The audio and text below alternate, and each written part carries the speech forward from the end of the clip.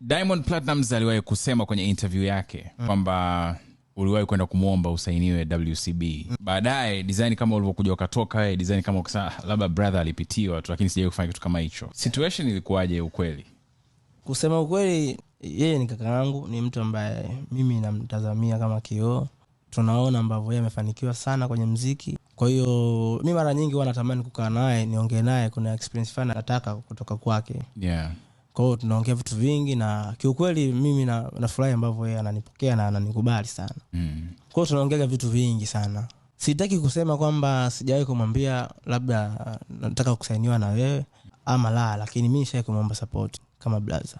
Support ni upande gani? Kwa sababu umetuchanganya kidogo, umesema ukuwahi kutaka kusema kama unamwomba akusaidie kusign au sio. Hakuna jibu kamili la straight kwa nini? Mimi nishawahi kutaka kufanya kazi na tumefanikiwa kurekodi ngoma na nini. Inawezekana kwa namna ambavyo tumekuwa tukiongea na nini imeleta picha hiyo kwake yeye pia. Kwamba unataka kusainiwe, lakini pia sio kitu kibaya kwa sababu lebo yake ni lebo kubwa Afrika na inafanya vizuri. Inatoa vijana ambao wanatoa product kali kama mimi, bidhaa zile kali kama mimi, na wana ndoto pia za kwenda mbali, na naamini kwamba ana nguvu kubwa. Kwa hiyo ikikaa hivyo pia nawe inakuwa sio mbaya. So wewe ukisainiwa na Diamond it's okay? It's okay.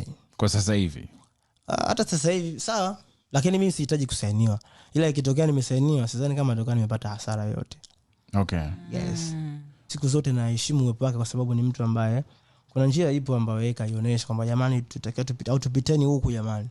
Unajua mtu hata asipokushika mkono, lakini sahani kama ikiwa kubwa unaweza ukapapasa ukapata chochote. True.